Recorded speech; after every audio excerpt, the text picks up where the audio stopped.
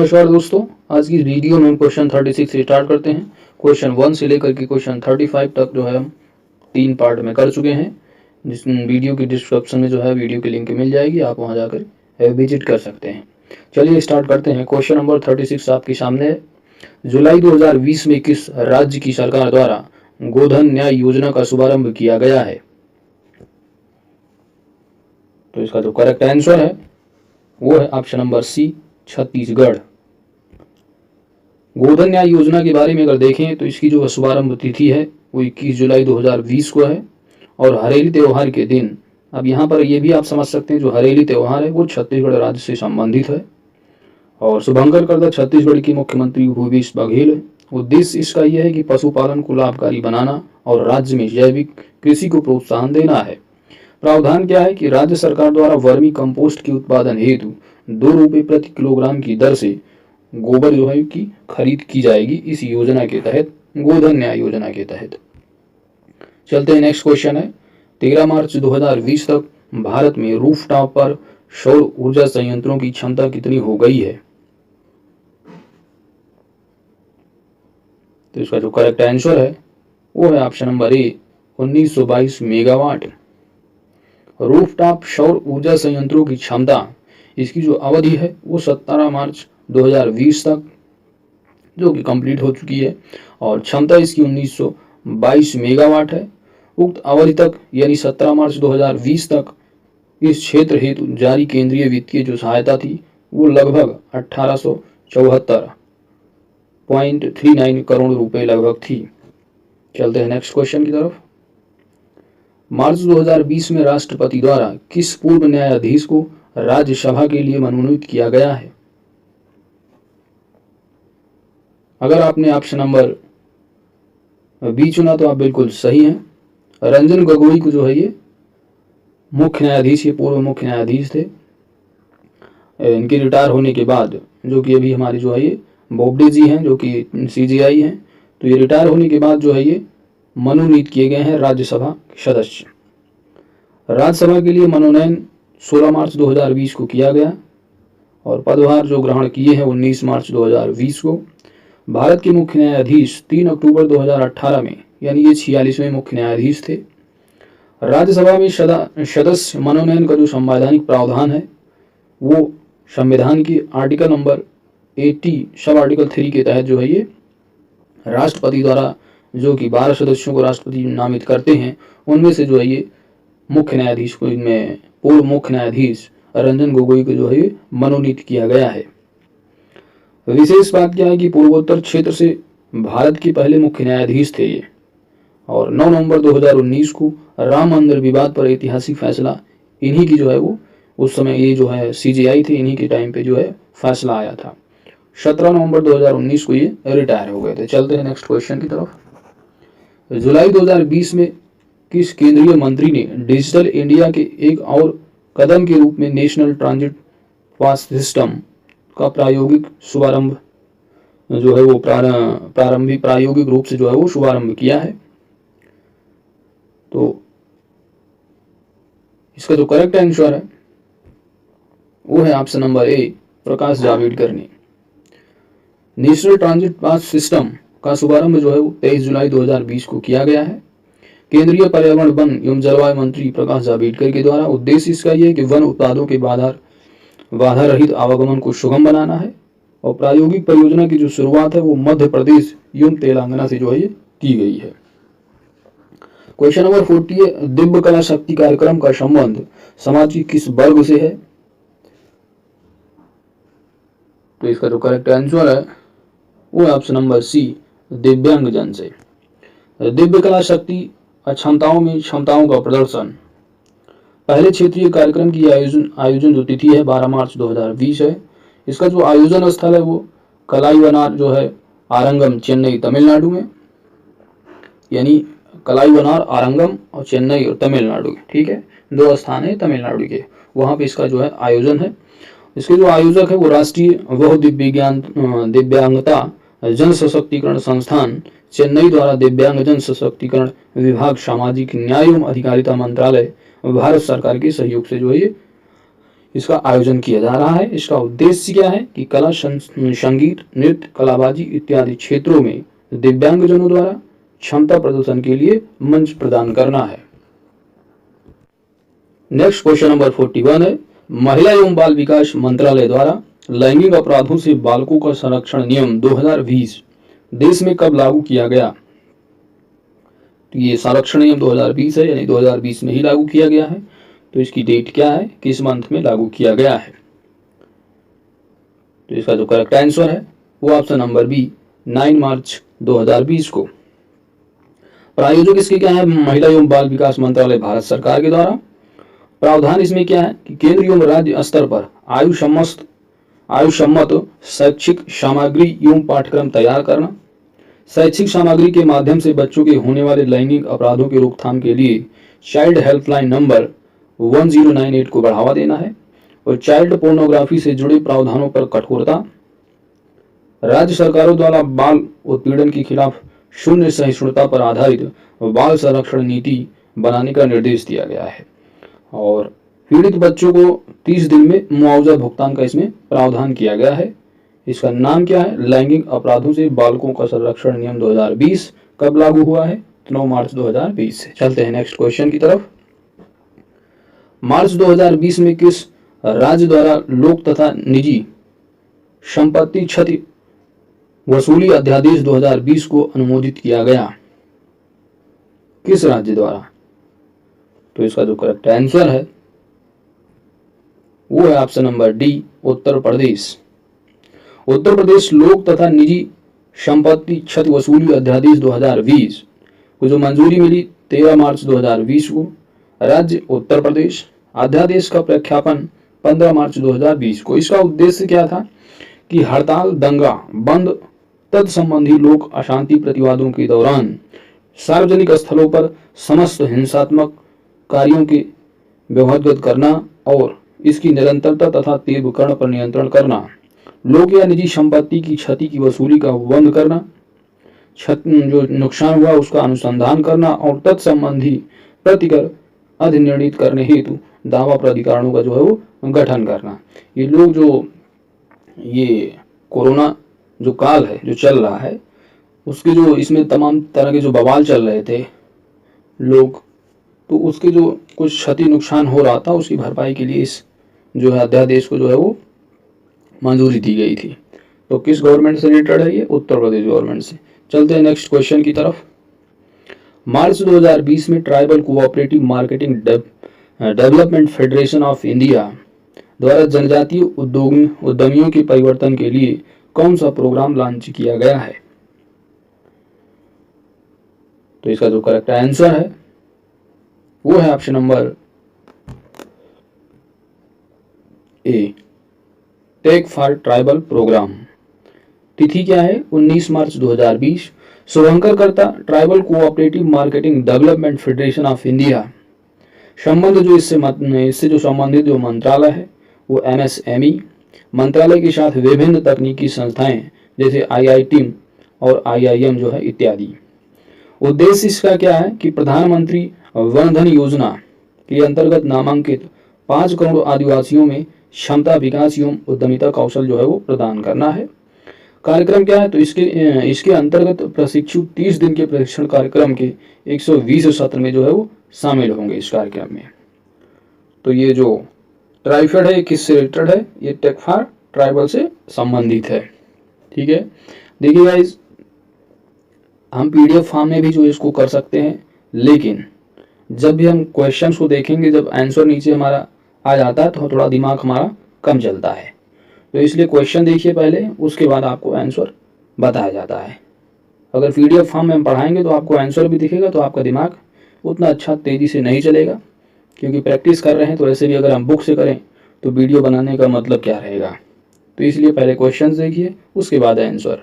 ठीक है, चलते हैं नेक्स्ट क्वेश्चन की तरफ।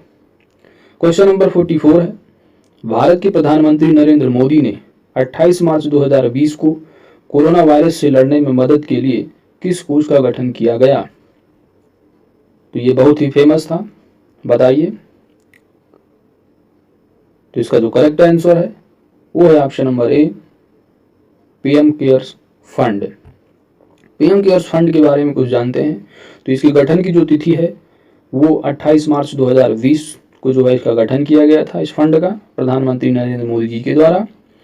पीएम केयर्स फंड का जो पूरा नाम है वो प्रधानमंत्री नागरिक सहायता और आपातकालीन स्थिति निधि, ठीक है। इसका उद्देश्य क्या था, तो इसका उद्देश्य जो है बनाने का था कोरोना वायरस के खिलाफ सरकार की लड़ाई में योगदान देना। विशेष बात क्या है कि इस कोष का गठन सार्वजनिक धर्मार्थ ट्रस्ट के रूप में, किसके रूप में किया गया है, ट्रस्ट के रूप में किया गया है। इस कोष के अध्यक्ष जो है वो प्रधानमंत्री नरेंद्र मोदी जी द्वारा है और इसके जो सदस्य हैं वो राजनाथ सिंह है, अमित शाह एवं निर्मला सीतारमण है।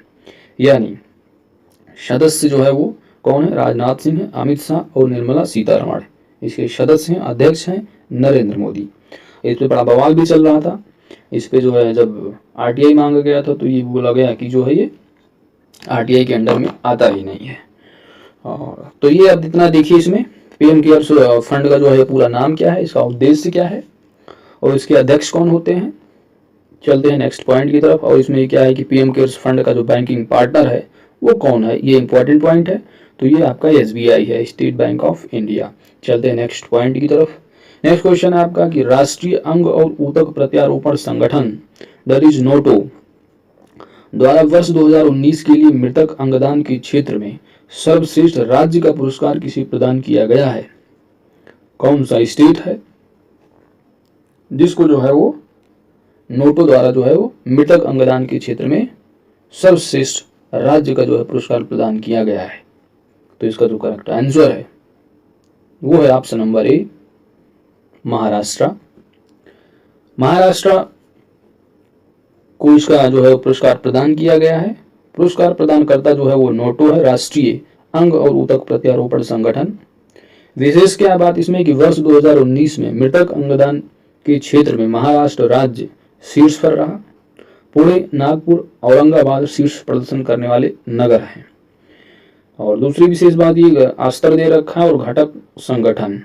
राष्ट्रीय स्तर की अगर बात करें तो राष्ट्रीय अंग और ऊतक प्रत्यारोपण संगठन नोटो, क्षेत्रीय स्तर पर यानी रीजनल हो जाएगा वो तो रोटो, और राज्य स्तर पर यानी स्टेट हो जाएगा तो शोटो, राज्य अंग और ऊतक प्रत्यारोपण संगठन। तो ये इसके जो है वो संगठन जो है मतलब कि राष्ट्र पर इस तरह के हैं, क्षेत्र में क्षेत्र वाइज है और स्टेट वाइज ये संगठन है। चलते हैं नेक्स्ट क्वेश्चन की तरफ। क्वेश्चन नंबर 46, भारत के किस नेशनल पार्क में जानवरों के लिए देश का पहला क्वारंटाइन सेंटर स्थापित किया गया। देखो भाई, आदमी के आदमी हुआ, अब जानवरों के लिए भी है। तो ये कौन सा पहला जो है वो सेंटर है देश का, कौन सा नेशनल पार्क। तो इसका जो करेक्ट आंसर है वो है आपका ऑप्शन नंबर बी, ठीक है, जिम कॉर्बेट नेशनल पार्क। जानवरों के लिए पहला जो क्वारंटाइन सेंटर है वो जिम कॉर्बेट नेशनल पार्क को बनाया गया, जो कि आप जानते हैं ये सबसे पुराना नेशनल पार्क है। देखिए तिथि है 14 अप्रैल 2020 को सेंटर बनाया गया और जानवरों के लिए जो पहला क्वारंटाइन सेंटर वो जिम कॉर्बेट नेशनल पार्क। कारण क्या था कि जानवरों पर कोविड-19 के खतरे को देखते हुए ये बनाया गया था। विशेष बात इसमें ध्यान देने वाली ये है कि अमेरिका के ब्रोक्स चिड़ियाघर में एक बाघ कोविड-19 से संक्रमित पाया गया था। कहाँ पे, अमेरिका में ब्रोक्स चिड़ियाघर में, जिसके बाद से ही राष्ट्रीय बाघ संरक्षण प्राधिकरण NTCA ने देश के अभ्यारण्य और चिड़ियाघर को अलर्ट कर दिया था। जिम कॉर्बेट नेशनल पार्क के अंदर 10 क्वारंटाइन सेंटर बनाए गए हैं जहां उन पर जानवरों को रखा जाएगा जिनमें कोरोना के लक्षण दिखेंगे। अब इसमें हम आपको एक बात और बता दे रहे हैं कि जो जिम कॉर्बेट नेशनल पार्क है वो उत्तराखंड स्टेट में पड़ता है, ठीक है। चलते हैं नेक्स्ट क्वेश्चन की तरफ। क्वेश्चन है 27 मार्च 2020 को किस राज्य सरकार द्वारा कोरोना वायरस के फैलने से रोकने के लिए टीम 11 की स्थापना की गई है। कोरोना वायरस जो संक्रमण था उसको जो फैलने से जो है वो रोकने के लिए टीम 11, नाम क्या है, टीम 11, किस स्टेट के द्वारा आपको बताना है। तो इसका जो आंसर है वो option number B, Uttar Pradesh government के द्वारा। टीम 11 का गठन करने वाला जो राज्य है वो उत्तर प्रदेश है। टीम 11 क्या है, तो यह 11 अंतर विभागीय समिति है। प्रत्येक समितियों का नेतृत्व राज्य के एक वरिष्ठ नौकरशाह करेंगे, जबकि मुख्यमंत्री योगी आदित्यनाथ टीम 11 के अध्यक्ष होंगे। पहली समिति की अगर बात करें तो राज्य के मुख्य सचिव की अध्यक्षता वाली समिति विभिन्न महत्वपूर्ण मुद्दों पर संघ और विभिन्न राज्य सरकारों के साथ समन्वय के लिए है। दूसरी जो समिति है वो infrastructure and industrial development commissioner की अध्यक्षता में सरकार और जिला स्तरों से जुड़ी विभिन्न समस्याओं का समाधान करेगी। खासकर ये यूपी एग्जाम के लिए मोस्ट इंपॉर्टेंट है। चलते हैं नेक्स्ट क्वेश्चन की तरफ। क्वेश्चन नंबर 48 है, 30 जून 2020 को केंद्रीय मानव संसाधन विकास मंत्री रमेश पोखरियाल निशंक ने एक वर्चुअल समारोह में प्रोग्रामिंग एवं डेटा साइंस में विश्व का पहला ऑनलाइन बीएससी डिग्री पाठ्यक्रम लॉन्च किया है। यह पाठ्यक्रम किस प्रौद्योगिकी संस्थान द्वारा तैयार किया गया एवं पेश किया गया है? अगर आपने ऑप्शन नंबर ए चुना तो आप बिल्कुल सही हैं। भारतीय प्रौद्योगिकी संस्थान मद्रास यानी आईआईटी मद्रास के द्वारा ये जो है ये डेवलप किया गया है। थोड़ा और इसके बारे में देखते हैं। प्रोग्रामिंग एवं डेटा साइंस में विश्व का पहला ऑनलाइन बीएससी डिग्री पाठ्यक्रम जो लॉन्च किया गया वो आईआईटी मद्रास के द्वारा, यानी जो डेवलप किया गया वो आईआईटी मद्रास के द्वारा डेवलप किया गया। लॉन्च तिथि 30 जून 2020 है। लॉन्च किसके द्वारा किया गया? कौन मंत्रालय? तो वही आपका एचआरडी मिनिस्ट्री जो कि केंद्रीय मानव संसाधन मंत्रालय, और इसका जो नाम अब हो गया है, इसका नाम जो है वो शिक्षा मंत्रालय कर दिया गया है। यह पाठ्यक्रम तैयार एवं पेश किया गया आईआईटी मद्रास के द्वारा। भारतीय रैंकिंग 2020 में पहला स्थान जो प्राप्त किया है आईआईटी मद्रास ने। यह पाठ्यक्रम बीएससी डिग्री है, ठीक है, उन छात्रों के लिए जिन छात्रों ने 10वीं कक्षा के स्तर पर अंग्रेजी और गणित की पढ़ाई के साथ 12वीं कक्षा पास कर ली है और किसी भी संस्थान में अंडर ग्रेजुएट पाठ्यक्रम में दाखिला लिया हो। यह कार्यक्रम जो संचालित होगा वो ऑनलाइन पोर्टल के माध्यम से होगा। इसका जो उद्देश्य है देश के सुदूरवर्ती क्षेत्रों की शिक्षार्थियों को, जो देश के जो सुदूरवर्ती जो क्षेत्र हैं वहाँ के जो शिक्षार्थियों को आकर्षित करना, जहाँ पर डिजिटल साक्षरता की पहुँच को न्यूनतम जो है वो है, ठीक है। चलते हैं नेक्स्ट क्वेश्चन की तरफ। Question number 49। क्वेश्चन नंबर 49 है आपके सामने। जुलाई 2020 में प्रधानमंत्री नरेंद्र मोदी द्वारा रीवा सोलर प्रोजेक्ट का लोकार्पण किया गया। यह किस राज्य में स्थित है? तो रीवा सोलर प्रोजेक्ट जो है वो मध्य प्रदेश में स्थित है। इस प्रोजेक्ट के बारे में थोड़ा जाने तो लोकार्पण जो किया गया प्रधानमंत्री नरेंद्र मोदी के द्वारा किया गया है। संबंधित राज्य मध्य प्रदेश है। रीवा अगर आपने समझ लिया तो रीवा का मतलब मध्य प्रदेश होता है, ठीक है। इसकी जो उत्पादन जो क्षमता है वो 750 मेगावाट है। इकाइयों की संख्या 3, प्रत्येक इकाई की विद्युत उत्पादन जो क्षमता होगी वो 250 मेगावाट, यानी 250 इंटू 3 आप करेंगे तो 750 हो जाएगा। कुल क्षेत्रफल यानी 1500 हेक्टेयर क्षेत्रफल में। ये सब इतने इंपॉर्टेंट नहीं है, इतना समझना है कि 3 इकाइयाँ स्थापित की गई हैं, 250 मेगावाट की हैं, यानी 750 मेगावाट की है। प्रोजेक्ट जो विकास करता है वो आपका जो है Rewa ultra mega solar limited, एक संयुक्त उपक्रम यानी जॉइंट वेंचर है। संयुक्त उपक्रम जो है वो मध्य प्रदेश ऊर्जा विकास निगम लिमिटेड यानी मध्य प्रदेश गवर्नमेंट हो गई, और आपका जो है solar energy corporation of India, ये इनका जॉइंट वेंचर है। विशेष बात यह है कि एशिया की सबसे बड़ी सौर ऊर्जा परियोजना है ये। पहली विशेषता इसमें क्या है? ये एशिया की सबसे बड़ी सौर ऊर्जा परियोजना है। इसका नाम क्या है? रीवा सोलर प्रोजेक्ट, ठीक है। दूसरी विशेषता यह है कि परियोजना से प्रतिवर्ष 15.4 लाख टन कार्बन डाइऑक्साइड की समतुल्य कार्बन जो है उत्सर्जन में ये कमी करेगा, कटौती करेगा, ठीक है। चलते हैं क्वेश्चन नंबर 50 की तरफ। हाल ही में केंद्रीय खाद्य प्रसंस्करण मंत्री हरसिमरत कौर बादल ने किस राज्य में जोरम मेगा फूड पार्क का उद्घाटन किया है? जोरम मेगा फूड पार्क ई उद्घाटन किया, यानी जो है वो वर्चुअल उद्घाटन किया गया है, ठीक है। तो आपके ऑप्शन अरुणाचल प्रदेश, मेघालय, मणिपुर, मिजोरम। तो इसका जो करेक्ट आंसर है वो ऑप्शन नंबर डी मिजोरम है, ठीक है। थोड़ा और इसके बारे में जानते हैं कि जो जोरम मेगा फूड पार्क है ये किस राज्य में है? तो ये मिजोरम में है।